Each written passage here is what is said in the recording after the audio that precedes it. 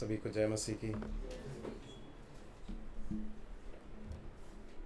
प्रभु का धन्यवाद हो कि हम फिर से परमेश्वर के वचन के अध्ययन के लिए इस तरह से एकत्रित हो पाए। हम प्रार्थना के साथ बैठें कि प्रभु हमारे साथ व्यवहार करें। हम इब्रानियों की पुस्तक का अध्ययन करते आए हैं और पिछली बार हमने इब्रानियों की पुस्तक उसके 11वें अध्याय के पहले के कुछ पदों को देखा और हमने देखा किस तरह से विश्वास के वीरों का एक चित्रण वहाँ पर हम देखते हैं। जैसे कि भाई ने स्मरण दिलाया था हमको कि इब्रानियों का लेखक विश्वास के वीरों के बारे में चर्चा क्यों कर रहा है। याद है आपको क्यों कर रहा है? इब्रानियों का जो लेखक है, ध्यान से सुनिए इस प्रश्न को। इब्रानियों का लेखक उन लोगों से विश्वास के, पुराने नियम के विश्वास के वीरों की चर्चा क्यों कर रहा है? याद है क्या जी?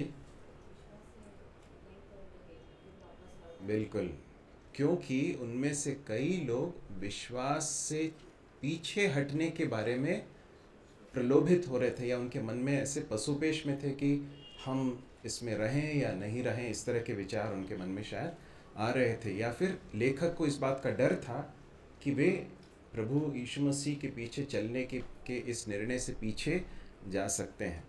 तो इसलिए वो उनके ही पुराने नियम के भक्तों के जीवन से उनको अलग अलग उदाहरण देकर उनको ये समझाने की कोशिश कर रहा है कि इन लोगों के जीवन में भी विश्वास दिखाई दिया है ना। ये लोग ऐसी चीज़ों के पीछे चल रहे थे जो, ध्यान से सुनिए, जो आँखों से दिखती नहीं। अब इब्रानियों का लेखक विश्वास की परिभाषा कैसे देता है? पहले पद में क्या लिखा है? विश्वास क्या है? आशा की हुई वस्तुओं का निश्चय है और अनदेखी वस्तुओं का प्रमाण।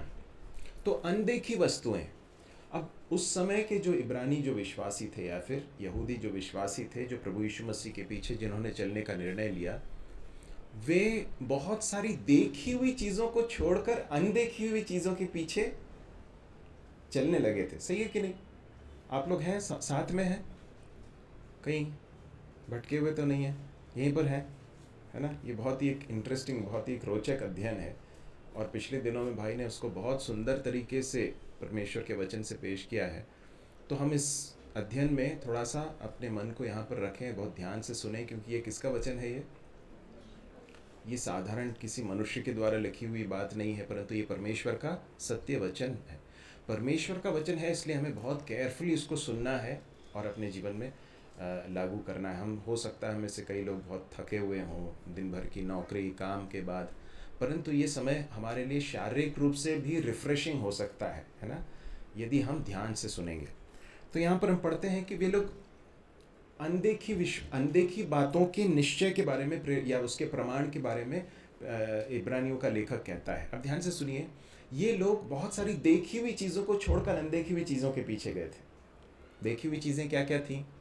उनके पास एक बहुत भव्य एक आराधनालय है, मंदिर, यहूदियों का मंदिर, और उसमें कार्य करने वाले, उसमें सेवा करने वाले याजक, महायाजक, वहाँ पर उसके अंदर पवित्र स्थान, अति पवित्र स्थान, वहाँ पर रखी हुई वेदी, बहुत सारी चीज़ें हैं जो उनको दिखाई देती थी। और वो सब छोड़कर अब वो क्या, किस में आ गए हैं? प्रभु यीशु मसीह के पीछे चलने लगे, जहाँ पर देखी हुई कोई चीज़ें ऐसी चीज़ें दिखती नहीं है। अब इब्रानियों का लेखक कहता है, ध्यान से सुनिए, कि तुम देखी हुई चीज़ों को छोड़कर अनदेखी हुई चीज़ों के पीछे आए हो। एक समय तुम देखी हुए पवित्र स्थान को देखते थे, अति पवित्र स्थान को देखते थे। अब कौन से स्थान को देख रहे हो? विश्वास की दृष्टि से किसको देख रहे हो? ऐसे पवित्र स्थान को देख रहे हो, ऐसे तंबू को देख रहे हो जो इन आंखों से नहीं देखा जा सकता है, परंतु जो विश्वास की नजरों से ही देखा जा सकता है। स्वर्ग रूपी तंबू में प्रभु यीशु मसीह ने प्रवेश किया है। वहां पर प्रभु यीशु मसीह महायाजक होकर सेवा करते हैं। अब इब्रानियों के लिए ये सारी बातें देखी हुई बातें हैं क्या? नहीं। मैं आपसे एक सवाल पूछना चाहता हूँ, क्या आपने प्रभु यीशु मसीह को देखा है क्या? नहीं देखा, परंतु आपने विश्वास किया है ना। तो ये है विश्वास। जिन बातों को नहीं देखा, परमेश्वर का वचन कहता है कि प्रभु यीशु मसीह हमारे लिए आए, प्रभु यीशु मसीह हमारे लिए कलवरी के क्रूस पर मारे गए, उन पर यदि हम विश्वास करेंगे तो हमारे पाप धुल जाएंगे, क्षमा हो जाएंगे। हमने क्या किया? विश्वास किया। जब विश्वास किया तो विश्वास के कारण हमारे जीवन में उसका परिणाम हुआ, है ना। संसार क्या कहता मालूम है? देखो और विश्वास करो। ये भाई ने भी शायद पिछले दिनों में स्मरण दिलाया था। संसार ये कहता है कि देखकर विश्वास करो, परंतु परमेश्वर का वचन क्या कहता मालूम है? विश्वास करके देखो। जब विश्वास करोगे तो विश्वास की दृष्टि से देख पाओगे। अब वो इन अलग अलग विश्वास के वीरों का चित्रण करते हुए कहता है कि इन सभी लोगों ने कुछ ऐसी चीजें देखी जो दूसरे लोग देख नहीं पाए। क्यों नहीं देख पाए? क्योंकि उनके अंदर एक ऐसी बात थी जो दूसरे लोगों के अंदर नहीं थी। वो क्या थी? विश्वास। Very good. तो ये पूरा अध्याय किसके बारे में बता रहा है? विश्वास के बारे में। और वो कहता है, दूसरे पद में हमने उस बात को देखा था, मैं उसे बहुत ज़्यादा दोहराना नहीं चाहता। इसी के विषय में प्राचीनों की अच्छी गवाही दी गई। मतलब परमेश्वर ने लोगों के जीवन में, उन जिन लोगों के जीवन में विश्वास देखा, उनके बारे में परमेश्वर ने स्वयं क्या दी? गवाही दी। ठीक है। फिर उसके बाद लिखा है 6वें पद में, विश्वास बिना उसे प्रसन्न करना अनहोना है। मतलब यदि हम चाहते हैं कि हमारा जीवन परमेश्वर को भाए, क्या आप सच में चाहते हैं परमेश्वर को आपका जीवन भाए? मेरा जीवन परमेश्वर को भाने वाला एक जीवन होना चाहिए। तो इब्रानियों का लेखक कहता है इसके लिए एक ही तरीका है, एक ही तरीका, और कोई तरीका नहीं है परमेश्वर को प्रसन्न करने का। क्या है? हमारे अंदर क्या होना चाहिए? विश्वास होना चाहिए। ठीक है। और उसके बाद हमने हाबिल के बारे में पढ़ा, हमने देखा, और उसके बाद फिर किसके बारे में देखा? हमने हनोक के बारे में देखा। 4 और 5 में हमने देखा था, हाबिल के बारे में देखा। उसके बाद फिर 5वें पद में हमने हनोक के बारे में देखा। और उसके बाद अब हम 7वें पद से आगे के पदों को जरा पढ़ लेंगे, या फिर 7वें पद को ही पढ़ेंगे। हम फिलहाल पढ़ लेंगे उसे। विश्वासी से नूह ने उन बातों के विषय में जो उस समय दिखाई न पड़ती थी, चितौनी पाकर भक्ति के साथ अपने घराने के बचाव के लिए जहाज बनाया, और उसके द्वारा उसने संसार को दोषी ठहराया और उस धर्म का वारिस हुआ जो विश्वास से होता है। धन्यवाद। अब यहाँ पर विश्वास के अगले वीर के बारे में इब्रानियों का लेखक चर्चा करता है। कौन है वो? कौन है बेटा? बच्चे लोग बताएं, कौन है? नूह। ठीक है। तो नूह के बारे में यहाँ पर बताया गया है कि नूह ने विश्वास किया। अब देखिए, इस पूरे अध्याय में ध्यान से सुनिए, इस पूरे अध्याय में इब्रानियों का लेखक एक बहुत बड़ी बात बता रहा है। वो क्या है मालूम है? वो बात ये है कि यदि तुम्हारे अंदर विश्वास है, ध्यान से सुनिए इस बात को, यदि आपके अंदर विश्वास है, सच्चा विश्वास है, खरा विश्वास है, तो वो विश्वास जो है आपके जीवन में दिखाई देगा। जिस तरह से एक व्यक्ति के अंदर यदि जीवन है, प्राण है, यदि वो जीवित व्यक्ति है तो कैसे दिखाई देगा? आपने मरे हुए व्यक्ति को देखा है? कैसे जान सकते हैं कि एक व्यक्ति मरा हुआ है? हाँ, उसके अंदर कोई, शरीर में कोई हलचल नहीं होती। फिर और क्या नहीं होता? वो सांस नहीं लेता है, बात नहीं करता है, हिल डुल नहीं सकता है, वो लोगों के साथ कुछ कहीं जा नहीं सकता, वो जहाँ पर पड़ा रहता वहीं पर पड़ा रहेगा। उसके बाद उसके शरीर में धीरे धीरे करके जो है डिसइंटीग्रेशन, या फिर धीरे धीरे करके वो उसका शरीर जो है सड़ाहट की ओर जाता है। जिस तरह से एक व्यक्ति के अंदर यदि प्राण है तो वो उसका प्रभाव जो है उसके अंदर दिखाई देगा। इसी तरह से यदि एक व्यक्ति के अंदर विश्वास है, ध्यान दीजिए इधर, प्लीज डोंट गेट डिस्ट्रैक्टेड। यदि एक व्यक्ति के अंदर विश्वास है तो वो उसके जीवन में जरूर दिखाई देगा। और इब्रानियों का लेखक इस पूरे अध्याय में अलग अलग लोगों का उदाहरण देकर ये बता रहा है, इनके जीवन को देखो, इसके जीवन को देखो, इस व्यक्ति के जीवन को देखो, इस पुरुष के जीवन को देखो, इस स्त्री के जीवन को देखो, इन बेनाम लोगों के जीवन को देखो, इनके जीवन में विश्वास इस तरह से दिखाई दिया। अब हमने सबसे पहले किसके बारे में देखा था? हाबिल के बारे में। उसके जीवन में विश्वास कैसे दिखाई दिया हमने देखा। उसके बाद हमने हनोक के बारे में देखा। हनोक के बारे में क्या कहा? कि उसने परमेश्वर को प्रसन्न किया, और बिना विश्वास किए परमेश्वर को प्रसन्न करना अनहोना है। अब जो है 7वें पद में वो नूह के बारे में बता रहा है। ठीक है। अब नूह के बारे में क्या बता रहा है?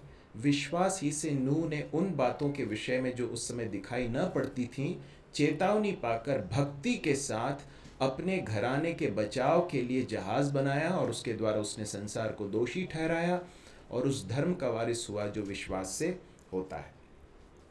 सबसे पहली बात नूह के विश्वास के बारे में जो हमें समझ में आती है, आप नोट कर रहे हैं तो नोट कीजिए कि नूह का विश्वास परमेश्वर के वचन पर आधारित था। नूह का विश्वास जो है वो किस पर आधारित था? परमेश्वर के वचन पर आधारित था।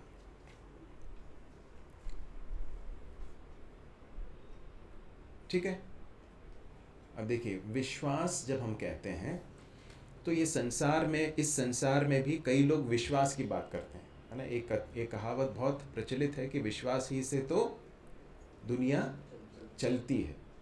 परंतु परमेश्वर का वचन जिस विश्वास की बात कर रहा है वो संसार में जिस विश्वास को कहा जाता है उससे बिल्कुल अलग है।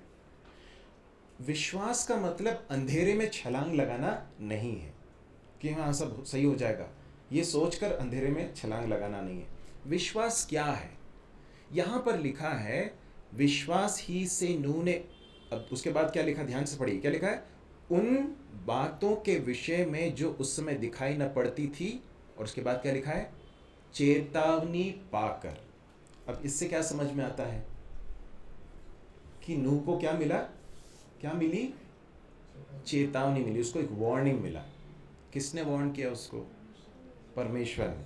मतलब परमेश्वर ने उससे कहा कुछ, क्या कहा? कि मैं समस्त पृथ्वी पर जल प्रलय लाकर समस्त पृथ्वी को नाश करने पर हूँ। सारे प्राणी जो है वो नाश हो जाएंगे, मर जाएंगे। पानी इतना ऊपर आ जाएगा कि सब लोग डूब कर मर जाएंगे। ठीक है, ये किसने कहा? परमेश्वर ने नूह से कहा। तो ये क्या है? परमेश्वर का वचन है। परमेश्वर का वचन, परमेश्वर की बातें परमेश्वर ने किससे कही? नूह से कही। जैसे ही नूह ने इस बात को सुना कि परमेश्वर ये कह रहा है कि मैं ऐसा करने जा रहा हूं, तो क्या हुआ? उसने क्या किया? उस पर विश्वास किया। देखिए, नूह का जो विश्वास है वो किस पर आधारित था? अपने किसी अनुभव पर आधारित था क्या? नहीं। किसी के दूसरे कहने पर आधारित था क्या? नहीं। परंतु किस पर आधारित था? परमेश्वर के वचन पर आधारित था। रोमियो उसके 10वें अध्याय में हम इस तरह से पढ़ते हैं कि विश्वास सुनने से और सुनना परमेश्वर के वचन से होता है। इसका मतलब यह है कि विश्वास करने के लिए जो ऑब्जेक्ट है या किसके आधार पर हम विश्वास कर रहे हैं, किसके आधार पर विश्वास कर रहे हैं? परमेश्वर के वचन के आधार पर। हम में से जितनों ने, ध्यान से सुनिए, हम में से जितनों ने प्रभु यीशु मसीह पर विश्वास किया, क्यों किया? क्या इसलिए किया क्योंकि किसी व्यक्ति ने हमसे कहा? ये जरूर हो सकता है किसी ने हमसे कहा, सुसमाचार सुनाया, परंतु अंततः विश्वास हमने क्यों किया? किस पर आधारित किया? परमेश्वर के वचन के आधार पर। परमेश्वर का वचन बताता है कि परमेश्वर है। परमेश्वर का वचन बताता है कि परमेश्वर पवित्र है, वो पाप से घृणा करता है, वो पाप का दंड देता है, वो न्याय करने वाला है। उसने प्रभु यीशु मसीह को, अपने पुत्र को संसार में भेज दिया। कलवरी के क्रूस पर उसने हमारे पापों का बलिदान दिया। और हमने क्या किया? इस वचन पर विश्वास किया। इसी तरह से हम प्रेरितों की पुस्तक में भी पढ़ते हैं, उनको क्या सुनाया गया? परमेश्वर का वचन सुनाया गया। सुसमाचार सुनाया गया, मतलब क्या सुनाया गया? परमेश्वर का वचन सुनाया गया। जब सुनाया गया तो उन्होंने क्या किया? वचन को ग्रहण किया। वचन को ग्रहण किया मतलब विश्वास किया। आप लोग साथ में हैं? ठीक है। तो नूह का जो विश्वास है वो परमेश्वर के वचन पर आधारित था। सबसे पहली बात, हमारा विश्वास, यदि, ध्यान से सुनिए, यदि हमारा विश्वास वचन पर यदि आधारित नहीं है तो फिर हमारा विश्वास डगमगा सकता है। क्यों? कुछ लोग कुछ मनुष्यों के ऊपर विश्वास करते हैं, कुछ अपने परिस्थितियों के ऊपर विश्वास करते हैं, कुछ अपने संसाधनों पर विश्वास करते हैं, मेरे पास ये कुछ है, इसके ऊपर विश्वास करते हैं। कुछ लोग कुछ लोगों को देखकर विश्वास करते हैं। परंतु यदि हम परमेश्वर के वचन पर विश्वास करके इस पे दृढ़ हैं तो कोई हमें हिला नहीं पाएगा। इसलिए ध्यान से सुनिए, इसलिए परमेश्वर के वचन को पढ़ना बहुत ही आवश्यक है। रोज पढ़िए, बार बार पढ़िए और उस पर मनन कीजिए। आज कल हम भाई अनिल के साथ जब बैठे थे तो भाई बहुत सारे सवाल पूछ रहे थे। वो शुरू से लेकर बाइबल को के अलग अलग भागों को पढ़ रहे हैं। जब हम पढ़ते हैं तभी हमारे मन में सवाल आते हैं। तो हम सबके लिए बहुत ही महत्वपूर्ण है कि हम परमेश्वर के वचन को पढ़ें। जब पढ़ें तो समझने की कोशिश करें, और तब हमारा क्या बढ़ेगा मालूम है? विश्वास बढ़ेगा, क्योंकि ये वचन है जो हमारा विश्वास भी बढ़ाएगा। ये वचन हमें कभी धोखा नहीं दे सकता, क्योंकि किसका वचन है? परमेश्वर का वचन है। मनुष्यों की बातों में फेरबदल हो सकता है, इसलिए हम बहुत सारी पुस्तकों के नए नए एडिशन देखते हैं, है ना, नए नए संस्करण देखते हैं। तो नए संस्करण में कुछ पुरानी बातों को कुछ डिलीट कर दिया जाता है, कुछ नया ऐड किया जाता है, कुछ को मॉडिफाई किया जाता है। परंतु परमेश्वर के वचन में न तो कभी एडिशन है, न डिलीशन है, और न कभी मॉडिफिकेशन है, कभी नहीं हुआ है। परमेश्वर का वचन कल, आज और हमेशा एक समान है, इसलिए उस पर भरोसा किया जा सकता है, उस पर विश्वास किया जा सकता है। हमारा वचन पर विश्वास होना चाहिए। यदि वचन पर यदि हम दृढ़ नहीं रहेंगे तो क्या होगा मालूम है? हम पीछे हट सकते हैं, विश्वास में हम कमज़ोर हो सकते हैं, पीछे हट सकते हैं। ये इब्रानियों का लेखक जब उन यहूदी विश्वासियों को बता रहा, कह रहा तुम्हें जो मैं जो कुछ बता रहा हूँ वो ऐसे लोग हैं जिन्होंने परमेश्वर के वचन को पर विश्वास किया, परमेश्वर के वचन को सीरियसली लिया। ठीक है, पहली बात। दूसरी बात, वहां पर वो कहता है विश्वासी से इन्होंने उन बातों के विषय में जो उस समय दिखाई न पड़ती थी। अंग्रेजी में लिखा है अनसीन, मतलब ऐसी बातें जो नहीं देखी थी। मैं आपसे सवाल करना चाहता हूँ, कौन सी बातें जो उसने नहीं देखी थी? बारिश नहीं देखी, फिर हाँ, जहाज भी नहीं देखा, और जी प्रलय नहीं देखा, ठीक है, और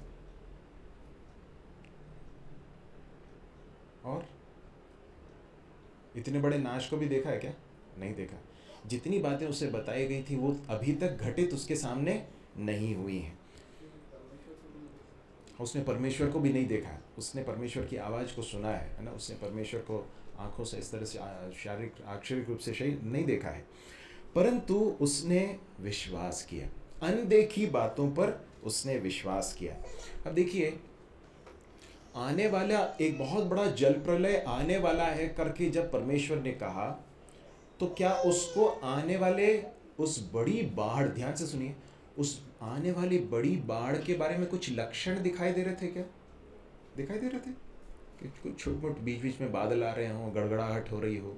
कुछ नहीं था।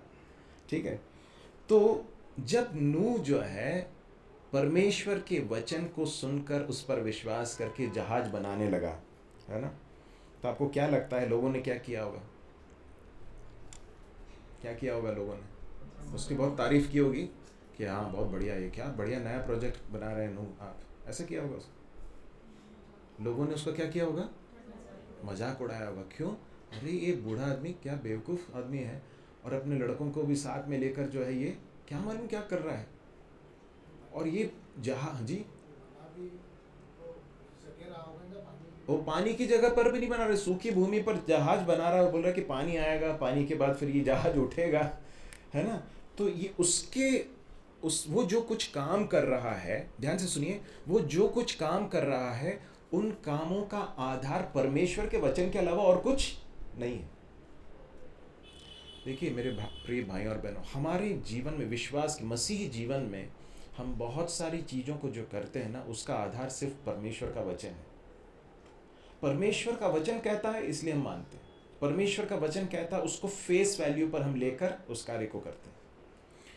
उसने परमेश्वर के वचन को जैसा परमेश्वर ने कहा था वैसा ही पूर्ण रूप से विश्वास किया। अब एक भाग जरा निकाल लीजिए, दूसरा पत्रस 3 अध्याय उसका 10वां पद, 10 से लेकर 14 तक पढ़ लीजिए। परंतु प्रभु का दिन चोर के नाई आ जाएगा। उस दिन आकाश बड़ी हड़बड़ाहट के शब्द से जाता रहेगा और तत्व बहुत ही तप्त होकर पिघल जाएगा और पृथ्वी और उस पर के काम जल जाएंगे। तो जबकि ये सब वस्तुएं इस रीति से पिघलने वाली है, तो तुम्हें पवित्र चाल चलन और भक्ति में कैसे मनुष्य होना चाहिए और परमेश्वर के उस दिन की बात किस रीति से जोड़ना चाहिए और उसके जल्द आने के लिए कैसा यत्न करना चाहिए, जिसके कारण आकाश आग से पिघल जाएंगे और आकाश के गण बहुत ही तप्त होकर गल जाएंगे। पर उसकी प्रतिज्ञा के अनुसार हम एक नए आकाश और एक नई पृथ्वी की आस देखते हैं जिसमें धार्मिकता वास करेगी। इसलिए हे प्रियो, बस काफ़ी है। हाँ ठीक है 14 भी पढ़िए। यस, इसलिए हे प्रियो, जबकि तुम इन बातों की आस देखते हो तो यत्न करो कि तुम शांति से उसके सामने निष्कलंक और निर्दोष हो। मेरे प्रिय भाई और बहनों, नूह के पास परमेश्वर का वचन पहुंचा कि मैं जल प्रलय से सब कुछ नाश करने वाला हूं। नूह ने क्या किया? विश्वास किया। हमारे पास एक ऐसा वचन आया है जो अभी तक घटित नहीं हुआ। नूह के समय पर जो बात बोली गई थी वो उस समय पर नहीं हुई थी, अभी तक नहीं हुई थी। अब यहाँ पर जो बात बताई गई वो भी होने वाली है। क्या होने वाला है? अब जल प्रलय नहीं होगा, अब क्या होगा? क्या होगा? आग से सब कुछ नष्ट कर दिया जाएगा। लिखा है उस दिन आकाश बड़ी हड़हड़ाहट के शब्द से जाता रहेगा। तत्व, एलिमेंट्स जो हैं, तत्व बहुत ही तप्त होकर पिघल जाएंगे। पृथ्वी और उस पर के काम जल जाएंगे। ये है परमेश्वर के वचन की भविष्यवाणी है। परमेश्वर ने पहले से जो होगा उसे हमें बता दिया है। कहाँ बताया है इसको? कहाँ है लिखा है ये? परमेश्वर के वचन में। नूह का क्या प्रत्युत्तर था? नूह ने जो बातें घटित नहीं हुई थी उसे क्या किया? उसे पूर्ण रूप से विश्वास कर लिया कि ऐसा होने वाला है। उस समय के दूसरे लोगों ने विश्वास किया क्या? नहीं किया, उसका मजाक उड़ाया। परंतु परमेश्वर का वचन पूरा हुआ कि नहीं हुआ? हुआ। जैसा कहा था वैसा ही हुआ। उस समय पर नूह और उसके परिवार के अलावा कोई भी नहीं बचा। उन्होंने विश्वास किया, जहाज के अंदर प्रवेश किया, परमेश्वर ने जहाज के द्वार को बंद कर दिया। उसके बाद प्रलय आया, सबके सब डूब कर मर गए, परंतु नूह और उसका परिवार बच गया। अब यहाँ पर बताया गया है कि सब कुछ जो दिख रहा है हमें, है ना, हम जब दोहा में गए थे, बड़े बड़ी इमारतें, बड़ी आर्किटेक्चर, ऐसी चीज़ें जो हम देखकर बड़े भौंचके रह जाएंगे कि मनुष्य इस तरह से बना सकता है, वो सब चीज़ें देखते हैं। परंतु ये सब चीज़ें क्या होने वाली हैं? आग से जलाकर नष्ट कर दी जाएगी, ऐसा परमेश्वर का वचन बताता है। अब नूह के प्रत्युत्तर को देखिए और अब हम अपने प्रत्युत्तर को भी ज़रा जांच कर देखें। हम क्या इस बात को सीरियसली लेते हैं क्या? यहाँ पर लिखा है 11वें पद में, जबकि ये सब वस्तुएं मतलब क्या है? जो कुछ है इस संसार में, आपको जो कुछ भी बहुत अपीलिंग लगता है, आपकी आंखों को बहुत भाता है, बहुत आकर्षक लगता है, इस संसार में धन, वैभव और सुख सुविधाएं और इस संसार में जो अभिलाषाएं हैं, सारी चीज़ें जो आपको बहुत आकर्षक लगती हैं, ये सब जो है जला दी जाएंगी करके लिखा है। तो पतरस कहता है, जबकि ये वस्तुएं इस रीति से पिघलने वाली हैं, तो तुम्हें पवित्र चाल चलन और भक्ति में कैसे मनुष्य होना चाहिए। ठीक है, अब इसको जरा मन में रखिए और उसके बाद हम आगे बढ़ते हैं। ठीक है, अब जो है वापस 11वें अध्याय के 7वें पद में पढ़िए, आ जाइए। क्या लिखा है वहाँ पर? लिखा है, विश्वास ही से नूह ने उन बातों के विषय में जो उस समय दिखाई न पड़ती थी, चेतावनी पाकर भक्ति के साथ अपने घराने के बचाव के लिए जहाज बनाया। अगली बात जो नूह के विश्वास के बारे में हम समझ सकते हैं वो यह है कि नूह का जो विश्वास है वो इस तरह से दिखाई दिया कि उसके अंदर परमेश्वर के प्रति एक पवित्र भय समा गया। क्या आ गया उसके अंदर? एक पवित्र भय। जब परमेश्वर ने कहा कि मैं सब कुछ जल प्रलय से नाश करने वाला हूं, तो उसके अंदर एक पवित्र भय। यहाँ पर जो भक्ति के साथ लिखा है, अंग्रेजी में यदि आप देखें तो वहां लिखा है was moved with reverent fear, was moved with fear। Dinesh जरा देखिए।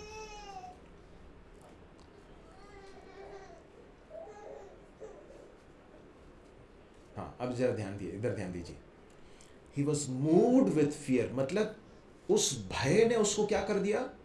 उसको हिला दिया, उसको जो है कुछ करने के लिए प्रेरित किया। जब परमेश्वर का वचन उसके पास आया तो वो उस वचन के प्रति उसका जो मनोभाव था वो कैसा था? उसके अंदर परमेश्वर का एक पवित्र भय समा गया। हम परमेश्वर के प्रति किस तरह से रिस्पॉन्ड करते हैं? क्या परमेश्वर के वचन को सुनते समय हम इस बात के प्रति कॉन्शियस या सजग रहते हैं क्या कि ये परमेश्वर का वचन है? हो सकता है एक व्यक्ति सामने आकर कह रहा है इस बात को, वचन से सिखा रहा है, परंतु वचन किसका है? उस व्यक्ति का नहीं है। किसका है? परमेश्वर का है। क्या जब आप वचन को सुनते हैं, जब आप पढ़ते हैं, तो परमेश्वर के वचन के प्रति एक पवित्र भय, परमेश्वर के प्रति एक पवित्र भय अंदर समाता है क्या? है ना। एक भाग जरा पढ़ लीजिए, यशायाह की पुस्तक 66वां अध्याय और उसका दूसरा पद, आइज़ाया चैप्टर 66 वर्स 2। जल्दी पढ़ें।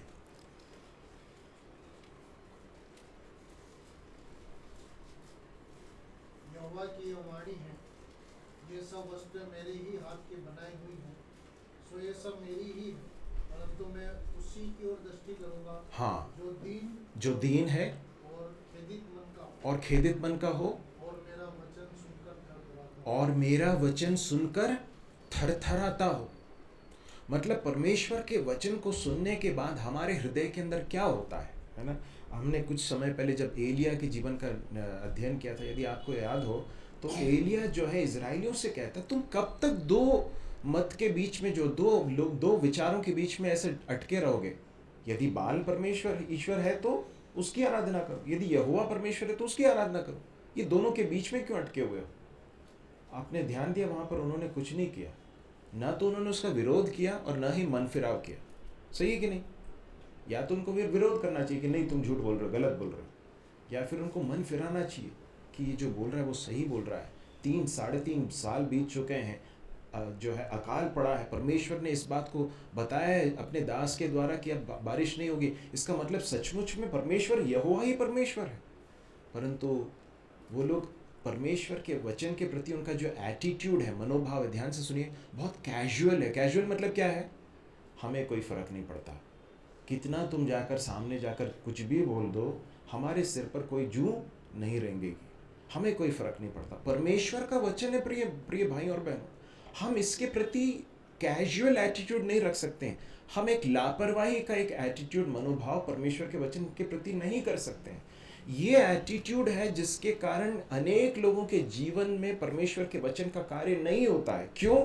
क्योंकि परमेश्वर के वचन को के प्रति सीरियस नहीं है एटीट्यूड, या उसका प्रति जो मनोभाव है वो सही नहीं है। ठीक है, आगे हम देखते हैं कि उसने अब एक काम कीजिए, हम इसी व्यक्ति के बारे में हम उत्पत्ति की पुस्तक में से भी देखेंगे कुछ भागों को। उत्पत्ति की पुस्तक 6वां अध्याय निकाल लीजिए और उसके 9वें पद को पढ़िए।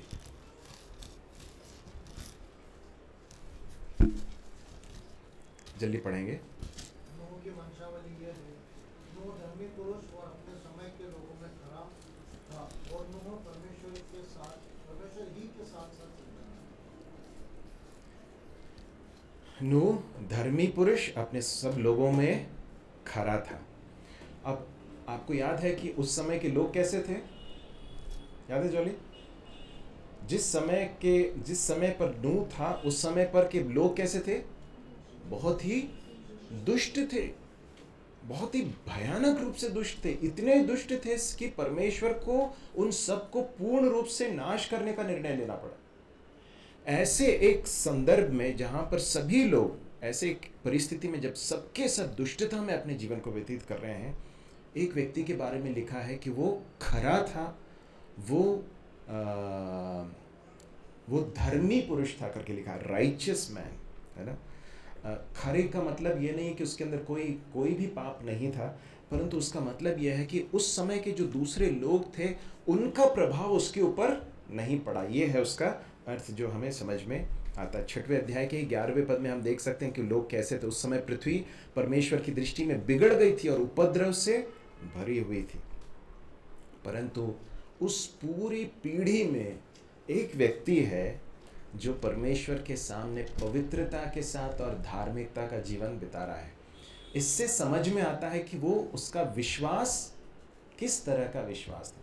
उसके विश्वास का एक प्रमाण है उसका पवित्रता का जीवन। ठीक है, अब ध्यान से सुनिए।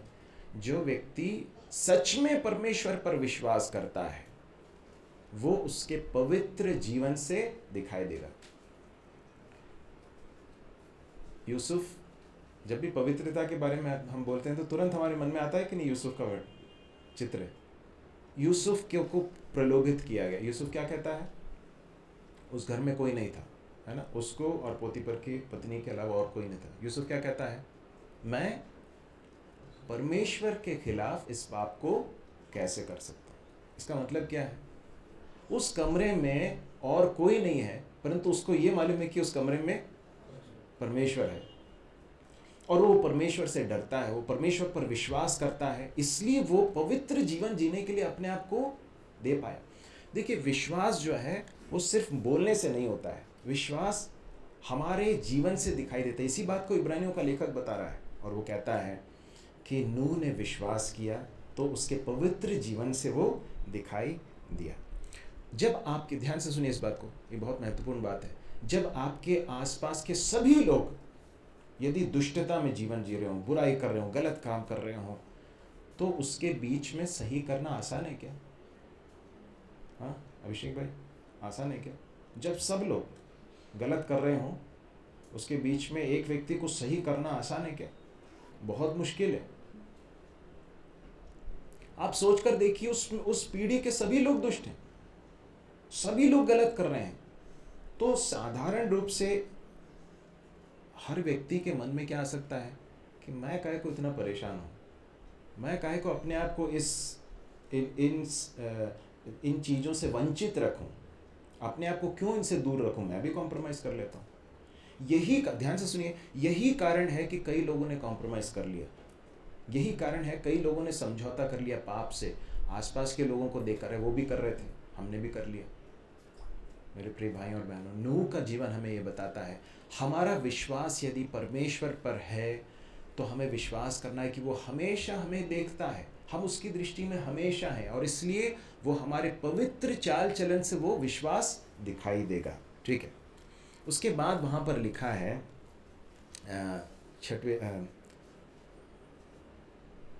9वें पद में, 6वें अध्याय के 9वें पद में लास्ट में लिखा है, और नूह परमेश्वर ही के साथ साथ चलता रहा। एक और व्यक्ति के बारे में बताया गया, वो कौन है? हनोक। हनोक कौन था मालूम है? हनोक कौन था? नूह का परदादा था, है ना। तो ये इन्हीं दो लोगों के बारे में ऐसा लिखा है कि वो परमेश्वर के साथ साथ चलते रहे। नूह के बारे में भी यही गवाही दी गई कि वो परमेश्वर के साथ साथ चलता रहा। आमोस की पुस्तक में इस तरह से लिखा है, ध्यान से सुनिए, कि यदि दो लोग सहमत ना हो तो साथ में चल सकते हैं क्या? नहीं चल सकते। यदि आप परमेश्वर के साथ अगर चलना चाहते हैं तो परमेश्वर के साथ सहमत होना ज़रूरी है। परमेश्वर के साथ चलना मतलब परमेश्वर के साथ की बहुत ही करीबी सहभागिता को बताता है। हम परमेश्वर के साथ यदि चल रहे हैं, इसका मतलब हम परमेश्वर की आवाज़ को रोज़ सुनते हैं, वो जो कहता है उसे मानकर उसके साथ साथ चल रहे हैं, है ना। कई लोग साथ में नहीं चल पाते। क्यों नहीं चल पाते? क्योंकि उनके मन एक नहीं हो पाते, इसलिए साथ में नहीं चल पाते। परंतु यदि परमेश्वर के साथ चलना है तो परमेश्वर के साथ की करीबी सहभागिता में ही चला जा सकता है। तो उसके बारे में हम पढ़ते हैं कि वो परमेश्वर के साथ साथ चलता था। अगली बात, 6वें अध्याय के 22वें पद को पढ़िए। परमेश्वर की इस आज्ञा के अनुसार नूह ने किया। अब 7वें अध्याय के 5वें पद को भी पढ़ लीजिए। यहोवा की इस आज्ञा के अनुसार नूह ने किया।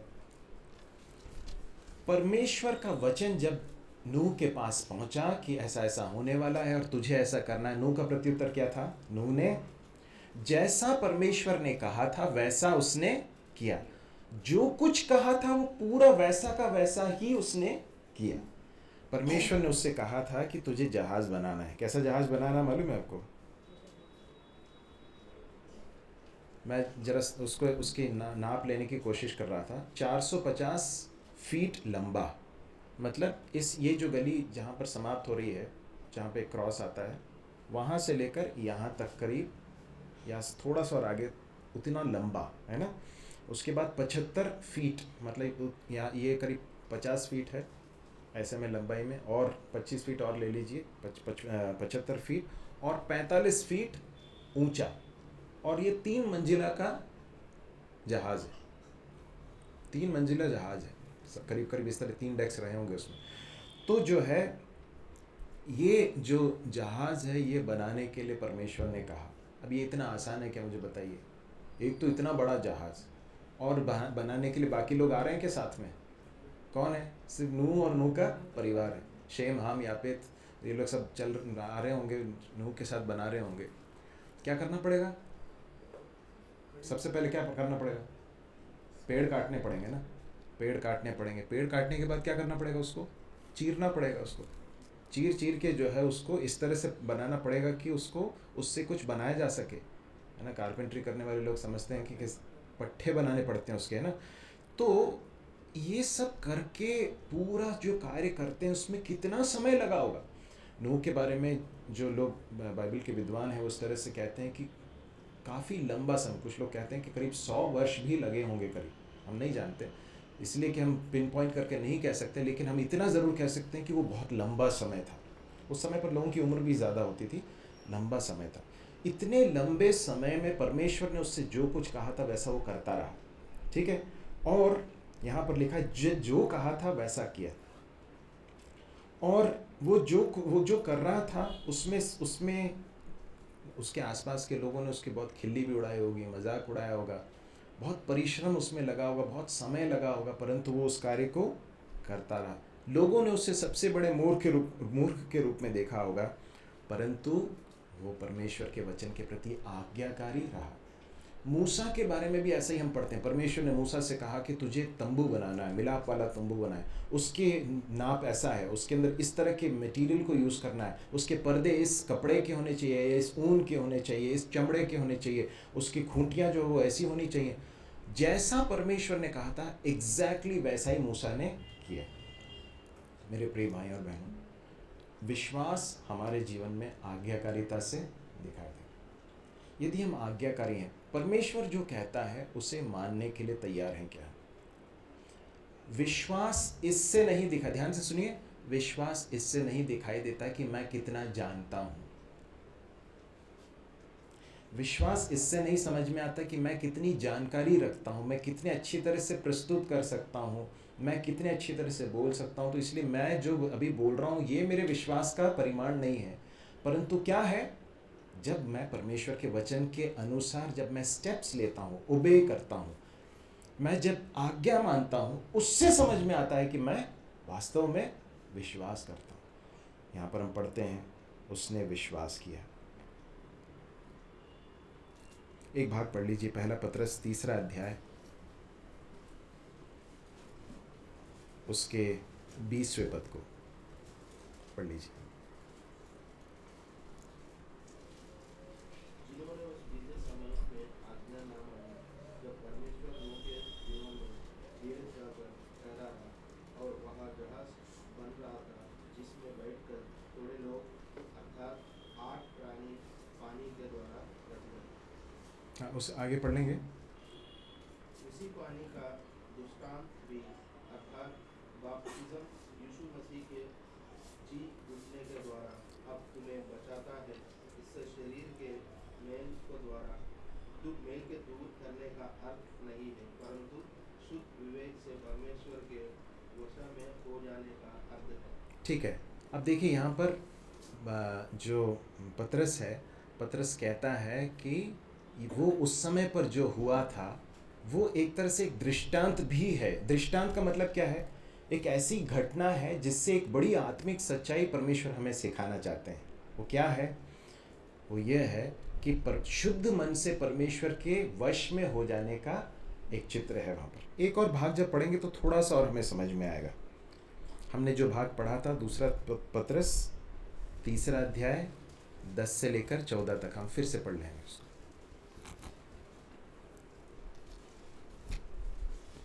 परंतु प्रभु का दिन चोर की नाई आ जाएगा।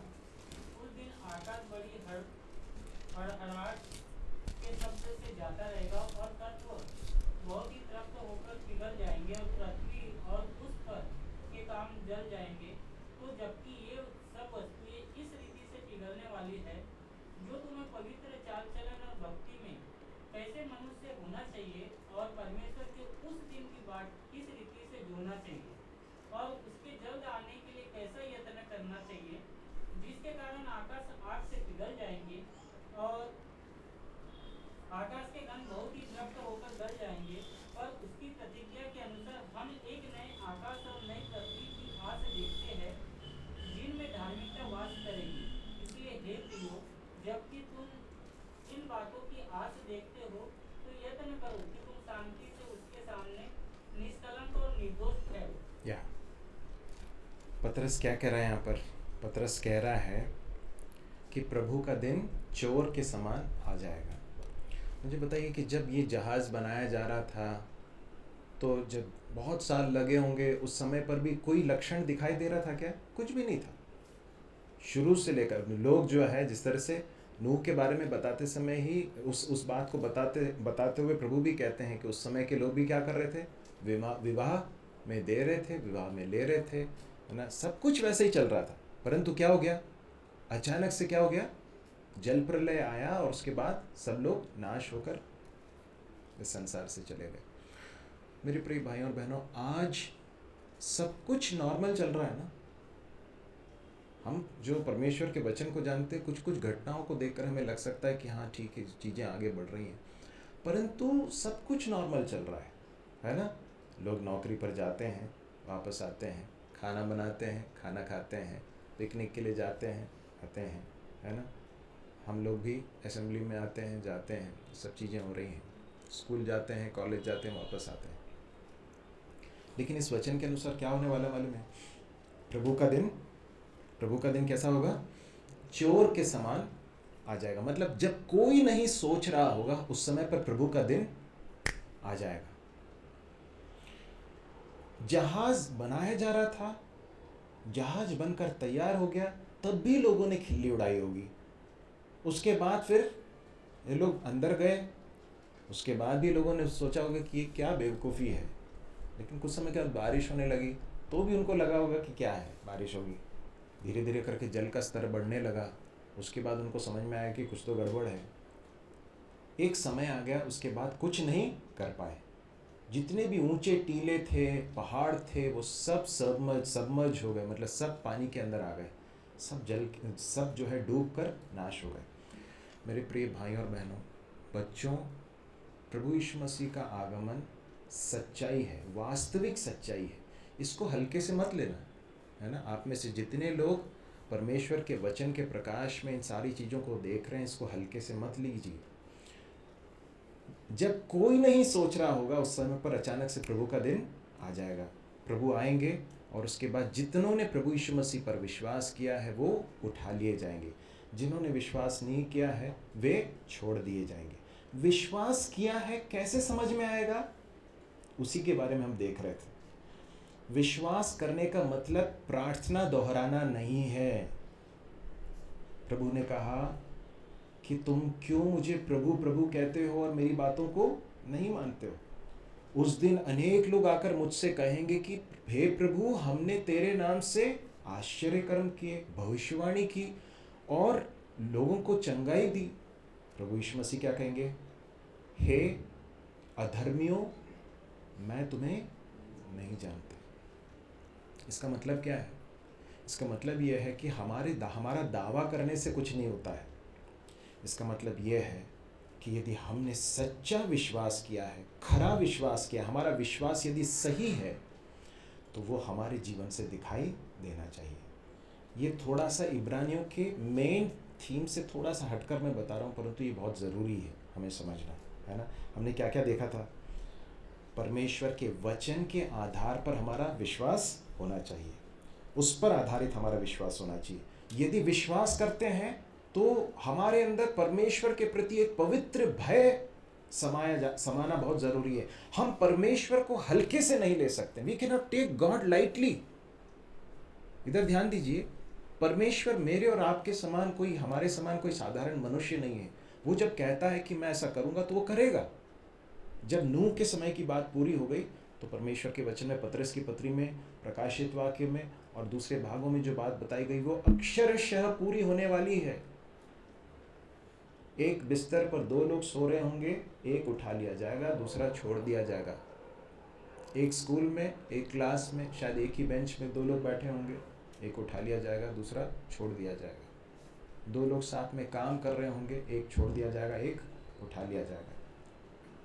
हम इसको है ना हल्के से नहीं ले सकते हैं।